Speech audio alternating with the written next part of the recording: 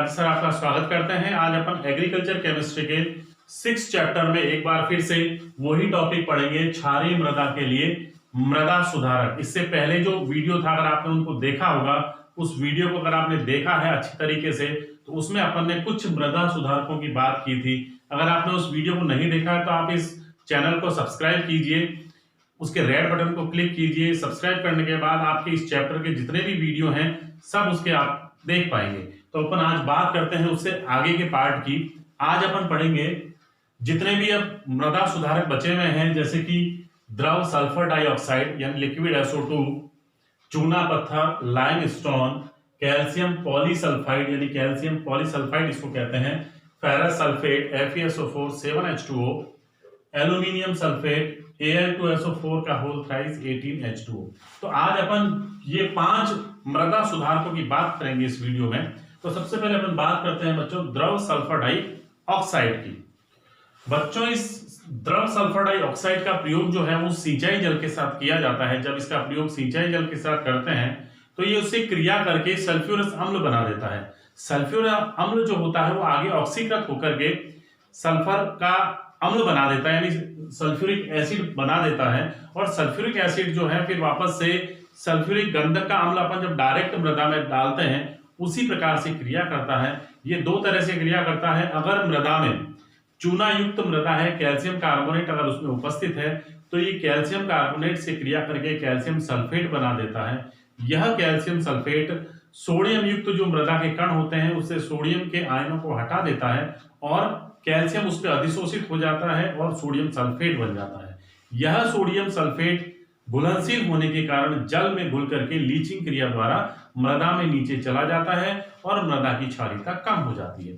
दूसरा ये क्या करता है कि अगर चूना युक्त मृदा नहीं है, अगर उसमें कैल्शियम कार्बोनेट उपस्थित नहीं होते, तो ये सल्फ्यूरिक अम्ल जो होता है वो सीधे ही जो सोडियम आयन है जो मृदा के कणों पर अधिशोषित होते हैं उनको हटा देता है, उनके स्थान पर H आयन आ जाते हैं और फिर से वही सोडियम सल्फेट बन जाता है।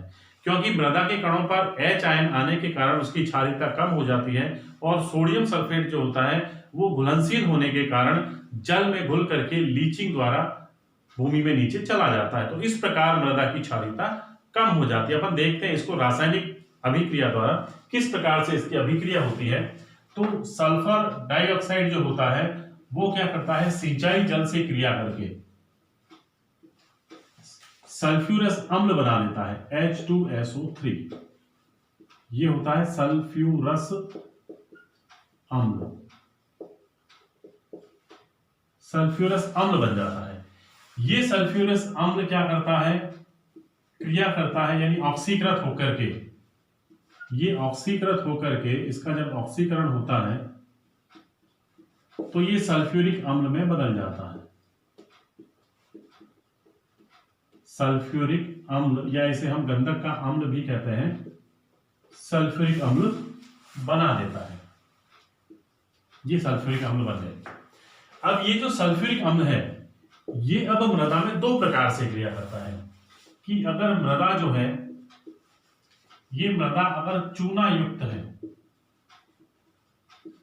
चूना युक्त है और एक चूना रहित अगर मृदा है तो ये दो प्रकार से क्रिया करेगा। अगर मृदा चूना युक्त है तो ये इसमें उपस्थित कैल्शियम कार्बोनेट से क्रिया करके, सल्फ्यूरिक अम्ल जो होता है कैल्शियम कार्बोनेट से क्रिया करके कैल्शियम सल्फेट बना देता है इसमें, यानी ये कैल्शियम सल्फेट बना देगा कैल्शियम कार्बोनेट से क्रिया करके और H2O प्लस CO2 इसमें से अलग हो जाते हैं। अब ये कैल्शियम सल्फेट जो है, बनने वाला कैल्शियम सल्फेट सोडियम क्ले यानी जो क्षारीय मृदा थी उससे क्रिया करता है कैल्शियम सल्फेट। ये कैल्शियम सल्फेट क्रिया करेगा इस सोडियम से, इसको हटा देगा और कैल्शियम क्ले बन जाएगी, सोडियम सल्फेट अलग हो जाता है। इसके दो अणु काम आएंगे, दो अणु बन गए। ये सोडियम सल्फेट घुलनशील होने के कारण, क्योंकि ये घुलनशील होता है पानी में, ये घुल जाता है और घुल करके लीचिंग क्रिया द्वारा मृदा में नीचे चला जाता है और मृदा की जो क्षारीयता है वो कम हो जाती है। जो क्षारीय मृदा थी उसकी क्षारीयता कम हो जाती है। तो एक तो ये इस प्रकार से क्रिया करता है चूना युक्त मृदा के लिए। अगर मृदा चूना रहित है तो ये क्या करेगा, सोडियम क्ले से सीधे ही क्रिया करता है गंधक का अम्ल H2SO4 इससे क्रिया करेगा और हाइड्रोजन आयन जो है इस सोडियम आयन को हटा देते हैं और H आयन इस पर जुड़ जाते हैं, अधिशोषित हो जाता है और वही सोडियम सल्फेट बन जाता है। इसमें भी Na2SO4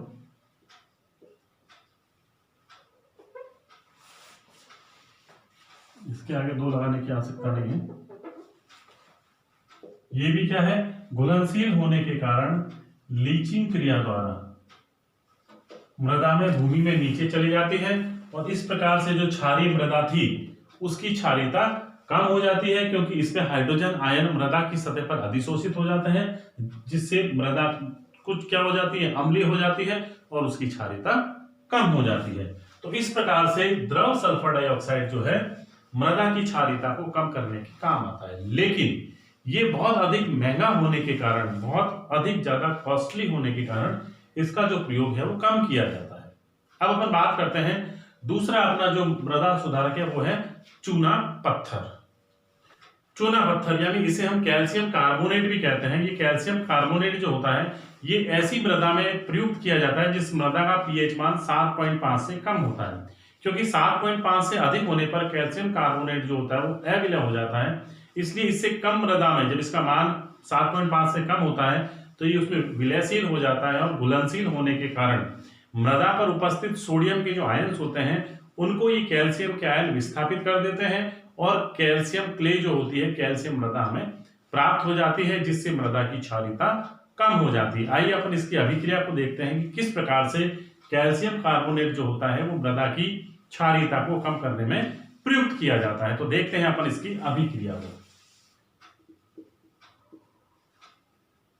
ये जो सोडियम क्ले है, सोडियम क्ले पर जब कैल्शियम कार्बोनेट की अभिक्रिया होती है, यानी चूने की जब अभिक्रिया होती है तो ये सोडियम की जितने भी आयन्स हैं इनको हटा देते हैं और कैल्शियम क्ले बन जाती है, हट जाते हैं और इसके स्थान पर कैल्शियम क्ले आ जाती है, सोडियम कार्बोनेट बन जाता है। फिर क्या होता है, जो सोडियम क्ले है कुछ मात्रा में सोडियम क्ले जो होती है ये क्रिया कर लेती है जल से। जल से क्रिया करने पर भी ये क्या है, अम्लीयता इसकी बढ़ जाती है, क्योंकि इसमें हाइड्रोजन आयन आ जाते हैं, H क्ले बन जाती है। H क्ले बनने से भी क्या है, इसकी थोड़ी सी अम्लीयता बढ़ जाती है और इसकी क्षारीयता कम हो जाती है। तो इस प्रकार ये क्रिया करती है। फिर वापस क्या होता है, जो H क्ले है, हाइड्रोजन आयन जो मृदा पर विस्थापित हो जाते हैं इसको भी कैल्शियम कार्बोनेट हटा देता है, यानी कैल्शियम जो इस हाइड्रोजन आयन को हटा देते हैं और कैल्शियम क्ले बन जाती है। यानी ज्यादा मृदा अम्लीय भी नहीं हो पाती और वो ज्यादा उसकी क्षारीयता भी कम हो जाती है, क्योंकि मृदा के कणों पर जितने भी सोडियम आयन हैं वो वहां से विस्थापित हो जाते हैं।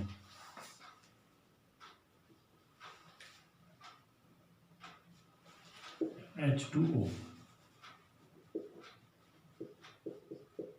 Plus CO2। इस प्रकार से कैल्शियम क्ले जो है वो हमें प्राप्त हो जाती है और मृदा की जो क्षारीयता है वो चूना पत्थर द्वारा कम कर दी जाती है। तीसरा जो मृदा सुधारक है बच्चों वो है कैल्शियम पॉलीसल्फाइड, यानी इसका प्रयोग भी क्षारीय मृदा को सुधारने में किया जाता है। अपन देखते हैं किस प्रकार से ये मृदा को सुधारता है। कैल्शियम पॉलीसल्फाइड यानी इसके जब 5 अणु से जुड़े हुए होते हैं कैल्शियम से, कैल्शियम पॉलीसल्फाइड जो होता है ये मृदा में उपस्थित वायु तथा मृदा जल से क्रिया करके कैल्शियम सल्फेट तथा सल्फ्यूरिक अम्ल बना देता है। ये इसके इतने अणु बना देता है, यानी एक तो बना देता है ये गंधक का अम्ल यानी सल्फ्यूरिक एसिड बना देता है, गंधक का अम्ल बना देता है और साथ में कैल्शियम सल्फेट बन जाते हैं। सभी क्रिया को अगर अपन संतुलित करें तो संतुलित करने पर अपन देखते हैं कि इसके ऑक्सीजन यहाँ पर अपन 8 लगा दें, यहाँ 4 और यहाँ 4, यह अभिक्रिया संतुलित हो गई। तो इस प्रकार से क्या है, ये कैल्शियम सल्फेट और सल्फ्यूरिक अम्ल बच्चों बन जाते हैं।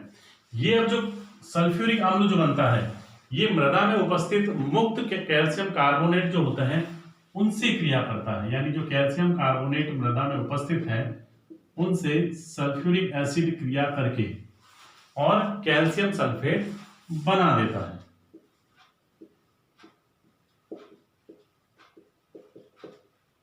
जल के अणु निकल जाता है। इस प्रकार बने हुए ये दोनों ही कैल्शियम सल्फेट, यानी जितने भी कैल्शियम सल्फेट बनते हैं, ये अब क्या करते हैं, मृदा में उपस्थित सोडियम धनायन जो होते हैं, यानी क्ले पर जितने भी सोडियम धनायन उपस्थित होते हैं, इन सोडियम धनायनों को ये विस्थापित कर देते हैं। कैल्शियम सल्फेट जो होता है क्ले पर उपस्थित सोडियम धनायनों को विस्थापित कर देता है, जिससे क्ले जो होता है वो कैल्शियम युक्त हो जाती है। कैल्शियम के आयन इस पर अधिशोषित हो जाते हैं और इसकी क्षारीयता जो है वो कम हो जाती है, और बनने वाला सोडियम सल्फेट लीचिंग प्रक्रिया द्वारा मृदा में नीचे चला जाता है। इसी प्रकार से कैल्शियम पॉलीसल्फाइड का उपयोग भी बच्चों हम मृदा की क्षारीयता को कम करने में करते हैं। अब अपन बात करते हैं बच्चों फेरस सल्फेट, यानी FeSO4 7H2 इसको फॉर्मूला होता है। यह एक अम्लीय लवण होता है, यानी ये मृदा जल से क्रिया करके एविले फेरिक हाइड्रोक्साइड तथा सल्फ्यूरिक अम्ल बनाता है। यह सल्फ्यूरिक अम्ल वापस क्या करता है, मृदा में उपस्थित मुक्त कैल्शियम कार्बोनेट जो होते हैं उनसे क्रिया करके कैल्शियम सल्फेट बना देता है। यह कैल्शियम सल्फेट वापस क्या करता है, मृदा पर उपस्थित जितने भी सोडियम आयंस होते हैं, यानी जो उसकी क्षारीयता के लिए उत्तरदायी होते हैं, रेस्पॉन्सिबल होते हैं सोडियम आयंस, उनको धनायन विनिमय क्रिया द्वारा पृथक कर देता है और सोडियम सल्फेट बन जाता है। यह सोडियम सल्फेट जो होता है जल में विलय होने के कारण लीचिंग प्रक्रिया द्वारा यानी लिक्षालन द्वारा मृदा में नीचे चला जाता है और मृदा की जो क्षारीयता है जो सोडियम के कारण होती है वो कम हो जाती है। तो इस प्रकार से फेरस सल्फेट भी क्या करता है, मृदा की क्षारीयता को कम कर देता है। आइए देखते हैं अपनी इसकी अभिक्रिया क्या होती है। यानी फेरस सल्फेट जो होता है FeSO4, ये क्रिया करता है जल से, यानी मृदा जल से क्रिया करके ये एविले फेरिक हाइड्रोक्साइड बना देता है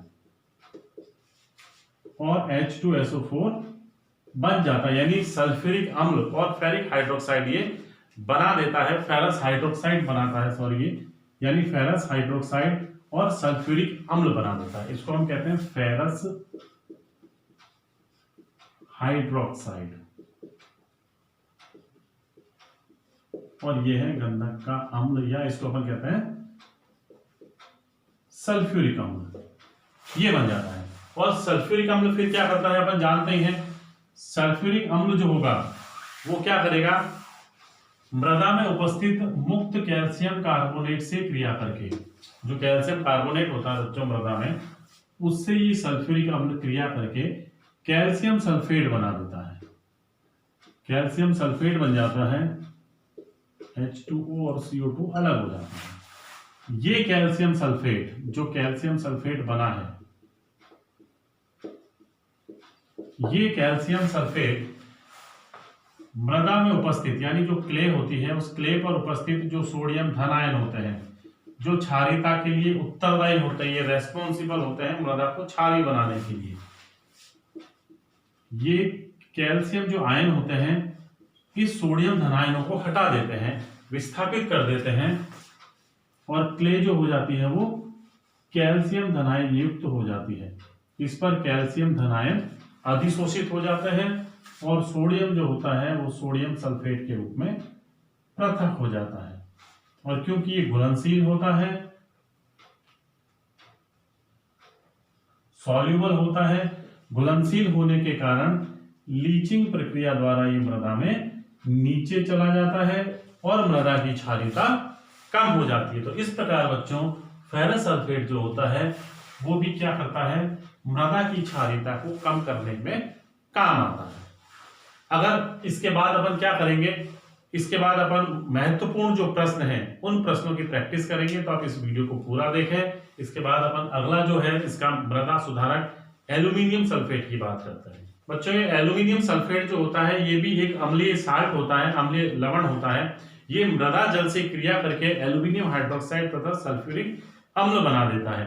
यह सल्फ्यूरिक अम्ल वापस क्या करता है, कैल्शियम कार्बोनेट से क्रिया करके कैल्शियम सल्फेट में बदल जाता है और कैल्शियम सल्फेट जो होता है वो मृदा में उपस्थित सोडियम धनायनों को पृथक करके कैल्शियम क्ले बना देता है और सोडियम सल्फेट अलग हो जाता है। सोडियम सल्फेट जो होता है वो मृदा में जल में घुलनशील होने के कारण नीचे चला जाता है लीचिंग क्रिया द्वारा और उसकी क्षारीयता कम हो जाती है। तो इस प्रकार से एल्यूमिनियम सल्फेट जो होता है वो भी एक मृदा सुधारक की तरह कार्य करता है। अपन इसकी रासायनिक अभिक्रिया देखते हैं कि किस प्रकार से एल्यूमिनियम सल्फेट जो होता है वो मृदा में क्षारीयता को कम करता है। देखते हैं अपन इसकी रासायनिक अभिक्रिया। यानी एल्यूमिनियम सल्फेट क्रिया करता है मृदा जल से, मृदा में जो जल होता है उससे क्रिया करके ये एल्यूमिनियम हाइड्रोक्साइड बना देता है। Aluminium hydroxide plus sulphuric acid बन जाता है, इसमें वापस सल्फ्यूरिक अम्ल बन जाता है। अगर अपन इस अभिक्रिया को संतुलित करें, यहाँ पर 6 लगा देते हैं, एल्यूमिनियम हाइड्रोक्साइड के आगे अपन 2 लगा देते हैं और यहाँ पर 6 दूनी 12 4 दूनी 8, इसमें हो जाएगा 3 लग जाएंगे, यानी H2SO4 सल्फ्यूरिक अम्ल। और ये जो एल्यूमिनियम हाइड्रोक्साइड होता है ये अविलय होने के कारण ये मृदा में रह जाता है और सल्फ्यूरिक अम्ल जो होता है ये क्या करता है, मृदा में उपस्थित कैल्शियम कार्बोनेट से क्रिया करके और कैल्शियम सल्फेट बना देता है। कैल्शियम सल्फेट बन जाता है और जल और CO2 पृथक हो जाती है। ये बना हुआ कैल्शियम सल्फेट पुनः वैसी ही अभिक्रिया करता है। क्ले जो होती है, इस क्ले पर उपस्थित सोडियम धनायन, जिससे ये क्ले जो है मृदा के कण जो होते हैं वो क्षारीय हो जाते हैं, उससे क्या करती है, सोडियम धनायन को ये कैल्शियम धनायन हटा देते हैं, रिमूव कर देते हैं। और क्या होता है, ये जो क्ले है इस क्ले पर कैल्शियम के आयन जो होते हैं वो अधिशोषित हो जाते हैं और सोडियम सल्फेट पृथक हो जाता है। ये सोडियम सल्फेट जो होता है घुलनशील होने के कारण लीचिंग क्रिया द्वारा मृदा में नीचे चला जाता है। वही क्रिया होती है वापस से और ये चला जाता है और क्षारीयता को कम कर देता है। इस प्रकार से मृदा की क्षारीयता खत्म हो जाती है। आइए बच्चों, अब इसके बाद जो अपन एक टॉपिक पढ़ा है इससे संबंधित कुछ महत्वपूर्ण प्रश्न जो बोर्ड में पूछे जाते हैं उन प्रश्नों का भी रिवीजन करेंगे। तो आप इस वीडियो को पूरा देखना ना भूलें, इसको पूरा अंत तक देखें ताकि इससे संबंधित जो महत्वपूर्ण प्रश्न हैं आप उनकी प्रैक्टिस कर सकें। रासायनिक मृदा सुधारकों के उपयोग में सावधानियां, यानी जब हम रासायनिक मृदा सुधारकों का किसी भी मृदा में प्रयोग करते हैं तो उसमें हमें कौन कौन सी सावधानी रखनी चाहिए, अपन देखते हैं कि हमें कौन सी सावधानी उसमें रखनी चाहिए। यानी पहली जो सावधानी है वो ये है कि एक ही प्रकार की रासायनिक मृदा सुधारक जो होते हैं उनका उपयोग सभी प्रकार की मृदाओं में नहीं करना चाहिए। यानी ऐसा नहीं है कि हम एक ही मृदा सुधारक का उपयोग जितनी भी प्रकार की मृदाएं हैं उनमें उसका उपयोग कर दें, तो उस तरह से हमें प्रयोग नहीं करना चाहिए।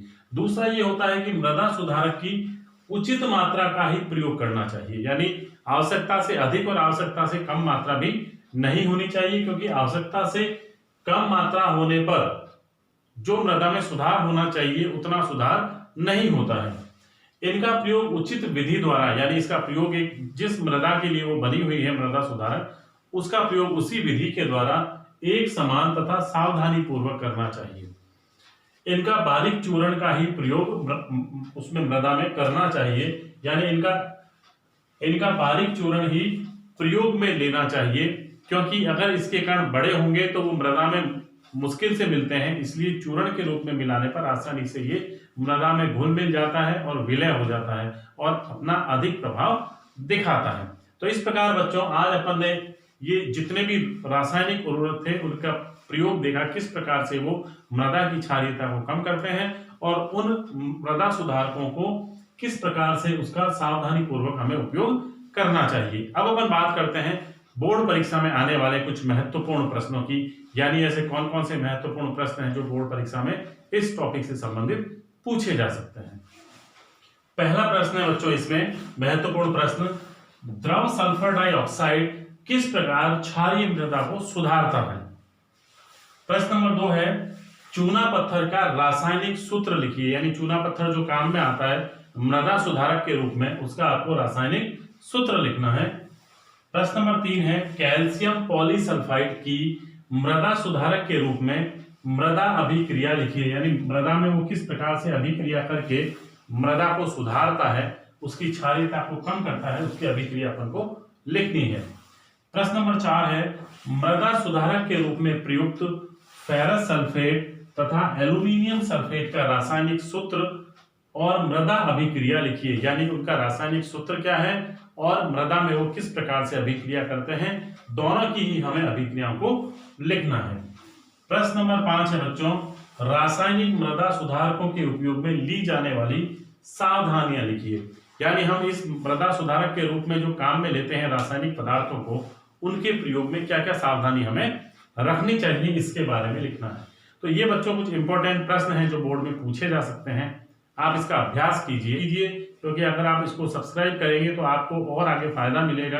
आप आगे जो भी वीडियो है उसको आसानी से देख सकेंगे, जब भी वीडियो अपलोड किया जाएगा वो आपके मोबाइल में आसानी से आ जाएगा, चैनल पर आ जाएगा। इसलिए आप इस चैनल को सब्सक्राइब जरूर कीजिए ताकि आपको अधिक से अधिक फायदा मिल सके।